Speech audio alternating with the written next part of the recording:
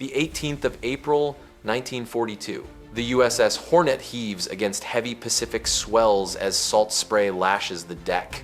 16 B-25 Mitchell bombers crouch like caged predators on a flight strip, barely long enough for a fighter. Engines, thunder, shaking the carrier's steel bones, crews tighten harnesses and pray. They are about to attempt what no airman has ever tried: launching twin-engine medium bombers off a pitching ship to strike the heart of Japan. Moments later, Jimmy Doolittle's lead bomber roars forward. Tires screech, the deck drops away, and the Mitchell lurches into gray sky. Behind him, 15 more follow, carrying 500-pound bombs that will smash power stations, oil tanks, and factory districts in Tokyo, Yokohama, Nagoya, and Kobe. Below, Japanese picket boats send frantic warnings, but it is too late. By nightfall, flames lick the waterfronts of the empire's greatest cities. Though every plane will be lost to fuel or weather, not one is shot down over Japan. The psychological shock is immense. Yet, the Doolittle Raid is only the opening chord of a far greater symphony of destruction. In New Guinea, modified B-25s will later skim just above treetops, raking Japanese convoys with as many as 14 .50 caliber machine guns. At Lai and Salamaua, they will skip bomb ships into splinters. At Rabaul, they will dive through walls of flak to sink more enemy tonnage in a single day than at Midway. Over Burma, they will perfect bridge-busting strikes, dropping bombs in shallow climbs so they arc straight into steel spans. Across North Africa and Italy, they will pound rail lines, troop columns, and ports, while in the frozen Aleutians, they will brave sleet and fog to harass Japanese outposts. All of it flows from one man's early vision. 2 decades before, Brigadier General William "Billy" Mitchell had warned that air power would decide future wars. Branded an insubordinate dreamer and court-martialed, he died thinking he had failed, yet his name would crown the very bomber now proving him right. From a storm-tossed carrier deck to jungled islands and icy northern seas, the B-25 Mitchell became a weapon of relentless versatility. Its story is one of audacity, innovation, and sheer survival, and it begins with the chaos of that gray Pacific morning. Long before a B-25 ever left the ground, one man could already see it in the sky. Brigadier General William "Billy" Mitchell was a soldier of the First World War, but a prophet of the next. In the early 1920s, he warned that air power would dominate future conflicts. Battleships, he argued, would fall to aircraft like towering trees before a storm. To prove it, he staged bold demonstrations, sending bombers to sink obsolete Navy ships and showing that aircraft could cripple even the largest dreadnoughts. But Mitchell's bluntness outran the patience of his superiors. He accused Army and Navy leaders of criminal negligence for failing to build a modern Air Force. In 1925, the U.S. Army convened a court-martial for insubordination. Found guilty, he was suspended for 5 years without pay. Rather than accept the silence, Mitchell resigned in protest. He would never wear the uniform again. Ill health followed him into retirement, and in 1936, he died at just 56, convinced his warnings had been ignored. Yet his ideas refused to die. Congress slowly increased funding for aviation, young officers studied his writings, and when, in 1939, the U.S. Army Air Corps called for a new class of medium bomber faster and longer range than anything before, North American Aviation proposed a clean sheet design with twin Wright engines, a 2,000-mile reach, and room for 3,000 pounds of bomb. Company Vice President Lee Atwood insisted that the new airplane carry Mitchell's name. Billy Mitchell was right, he told colleagues, and the airplane that proves it should honor him. The Army agreed. The B-25 Mitchell was born as both weapon and tribute. From the moment the prototype lifted off in August 1940, the design showed the balance Mitchell had always envisioned: speed, range, and rugged simplicity that a wartime factory could build by the thousands. It would soon prove itself in every environment: tropical heat, Arctic cold, and the violent decks of aircraft carriers validating the very future Billy Mitchell had foretold. The prophet never lived to see his vindication, but when B-25s thundered off the USS Hornet in 1942 and later turned the tide in skies from Burma to the Bismarck Sea, They carried not just bombs, but the fulfillment of his dream, that air power would define modern war. By the late 1930s, storm clouds over Europe and Asia left no doubt that another global war was coming. The U.S. Army Air Corps faced a pressing question: how to fill the gap between light bombers like the Douglas B-18 and heavy four-engine giants like Boeing's B-17 Flying Fortress. The Air Corps issued an ambitious requirement: an aircraft capable of cruising 2,000 miles, carrying 3,000 pounds of bombs, and reaching 300 miles per hour. 4 companies competed to meet the challenge. From Martin came the sleek B-26 Marauder. From North American Aviation emerged a design that looked modest but promised balanced strength. Twin Wright R-2600 Cyclone engines gave it raw thrust. A high-mounted wing and rugged tricycle landing gear offered excellent stability on rough airstrips. Its twin tail provided control even if one engine failed. North American test pilot Vance Breeze took the prototype aloft in August 1940 and reported a plane that was forgiving, powerful, and built for mass production. The Army hedged its bets, ordering both the Martin B-26 and the North American design, which it designated the B-25 Mitchell in honor of Billy Mitchell's vision. Early test flights revealed quirks, a tendency to Dutch roll or yaw from side to side, and heavy control forces at high speed. Engineers refined the wing dihedral and control surfaces, smoothing out the ride. The result was a bomber that combined a heavy payload with the agility of a large fighter, qualities rare in 1940 and priceless by 1942. Production began at a breakneck pace. By early 1941, the first B-25s reached the 17th Bombardment Group at McCord Field near Tacoma, Washington. Others were earmarked for anti-submarine patrol along America's Atlantic coast, and several were sold to the Dutch government in exile for use in the Netherlands' East Indies. Few realized how quickly these aircraft would be thrust into combat. When Japanese forces attacked Pearl Harbor that December, the B-25 stood almost alone as America's ready medium bomber.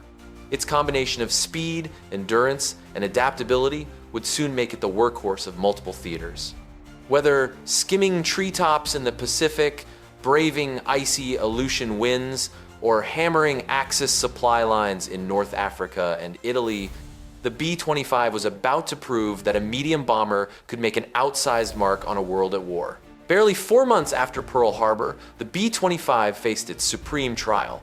President Franklin D. Roosevelt wanted a bold strike on Japan to lift American morale and shake Tokyo's confidence. General Henry Hap Arnold turned to one man with the skill and daring to make it happen: Lieutenant Colonel James H. Jimmy Doolittle.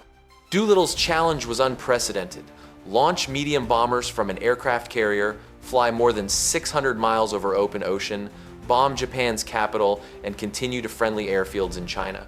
Only the B-25 combined the range, payload, and short takeoff capability required.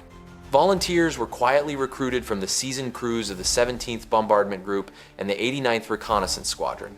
At Eglin Field, Florida, they practiced extreme short-field takeoffs until they could lift a fully loaded Mitchell in less than 500 feet, shorter than a city block. On April 1, 1942, 16 specially prepared B-25s were lashed to the heaving deck of the USS Hornet in Alameda, California. 18 days later, still 150 miles from the intended launch point, the task force was spotted by Japanese picket ships.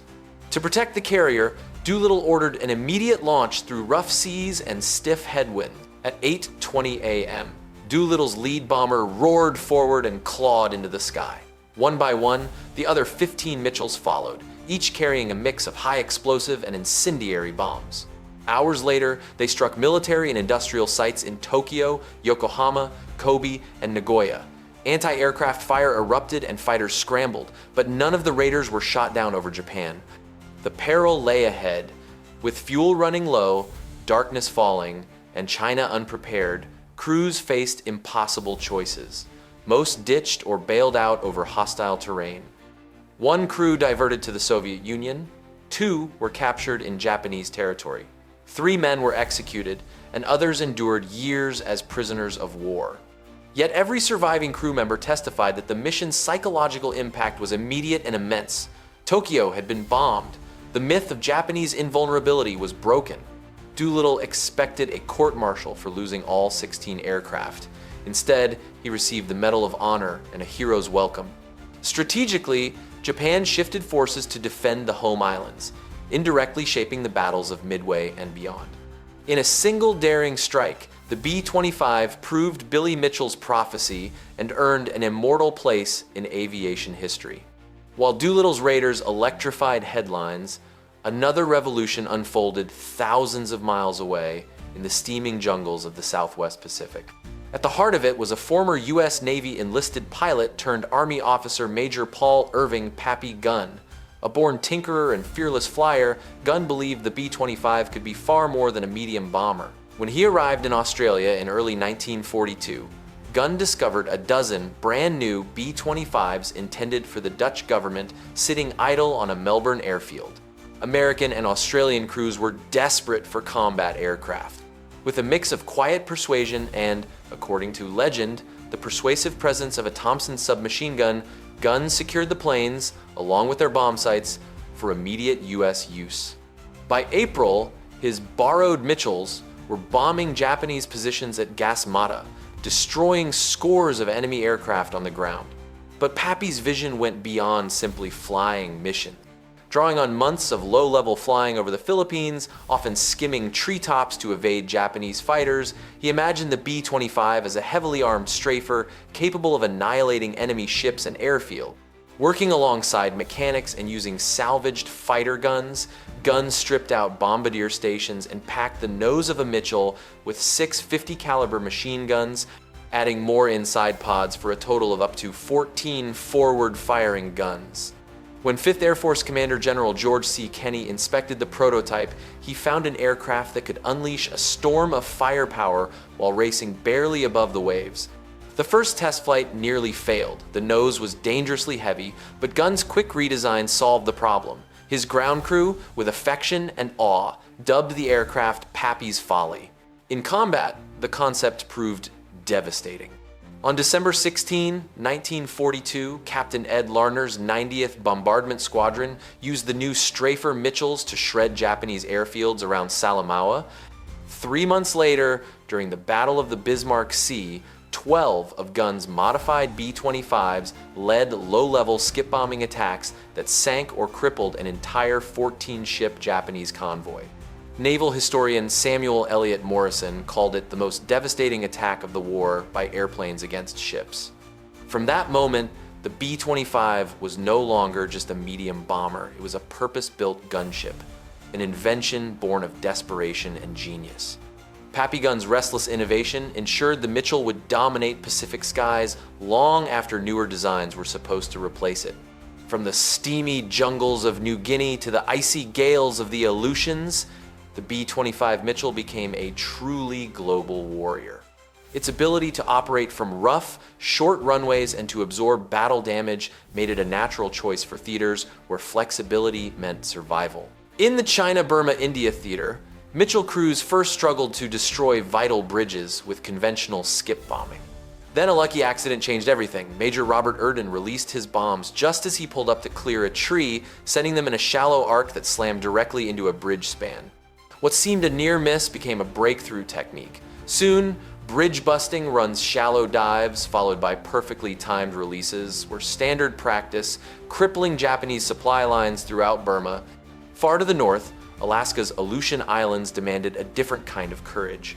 Icy winds, fog, and sudden squalls turned every mission into a battle with the elements. Yet 11th Air Force Mitchells replaced B-26s there and relentlessly pounded Japanese outposts in the Aleutians and even the Kuril Islands, denying Japan a foothold on America's doorstep. Across the Mediterranean North Africa, the B-25 also proved indispensable. The 12th, 310th, 321st, and 340th bomb groups joined British forces to hammer Axis supply convoys, rail hubs, and troop concentrations. Some squadrons even received Pappy-style strafer modifications for missions against German shipping. Mitchell crews helped isolate Rommel's Afrika Corps, then supported Allied landings in Sicily and Italy. Although the B-25 was never based in Britain itself, these Mediterranean operations marked its only sustained American combat in the European theater. The Mitchell's service reached still farther. The U.S. Navy's PBJ versions tested carrier takeoffs and landings successfully, though never used operationally. Allies embraced the plane as well. The Royal Australian Air Force flew combat missions with mixed Australian-American crews. The Royal Air Force, the Soviet Union, and China fielded hundreds of B-25s of their own. Even the Tuskegee Airmen trained a B-25 bombardment group, though the war ended before they deployed. Wherever it flew against shipping in Rabaul's Simpson Harbor, rail lines in Burma, or transport convoys in the Mediterranean, the Mitchell proved rugged, adaptable, and deadly. Its worldwide record confirmed Billy Mitchell's prophecy. Air power, not battleships, would decide the fate of empires. By 1945, the North American B-25 Mitchell had fought from the war's opening months to its final hours. In the Pacific, squadrons based on Okinawa were already striking the Japanese home islands when the emperor announced surrender. In China, Burma, India, Mitchells kept rail lines in ruins. In the Mediterranean, they had helped collapse Axis supply chains from Tunisia to northern Italy, and across the frigid Aleutians, they denied Japan a northern escape route. More than 9,800 B-25s were built, a production feat matched only by their variety. From the cannon-equipped B-25G to the adaptable B-25J with 14 forward-firing guns, the design proved endlessly modifiable. The gunship conversions pioneered by Pappy Gunn and embraced by General George Kenney turned a solid medium bomber into one of the most feared low-level attackers of the war. Even experiments with massive 75mm cannons or carrier landings could not exhaust the airframe's potential. But the Mitchell's legacy is measured in more than numbers. It embodies the vision, daring, and improvisation that defined Allied air power. Brigadier General Billy Mitchell, who foresaw that airplanes would eclipse battleships and paid for it with his career, gave the plane its name and its purpose. Jimmy Doolittle transformed that purpose into history's most audacious bombing raid, proving Japan's homeland was vulnerable and forcing a strategic shift that helped set the stage for Midway. Pappy Gunn, a maverick mechanic and pilot, re-engineered the B-25 inches the field, creating the devastating strafers that sank convoys and shattered Japanese strongholds from Leh to Rabaul. Even after victory, the B-25 lived on. Dozens flew in post-war service with allies around the world, from Australia and the Soviet Union to South America. In the United States, many became trainers, reconnaissance platforms, or firefighting aircraft, their robust design carrying them well into the jet age. The B-25 Mitchell was never the biggest bomber, nor the fastest. Yet its unique blend of endurance, adaptability, and sheer toughness allowed it to fight and win wherever the war demanded. From a storm-tossed carrier deck on a gray April morning to the final strikes over Japan, it fulfilled Billy Mitchell's once-mocked prophecy and became a legend in its own right. The roar of its engines and the courage of those who flew it echo as proof that vision, innovation, and determination can reshape the very nature of war.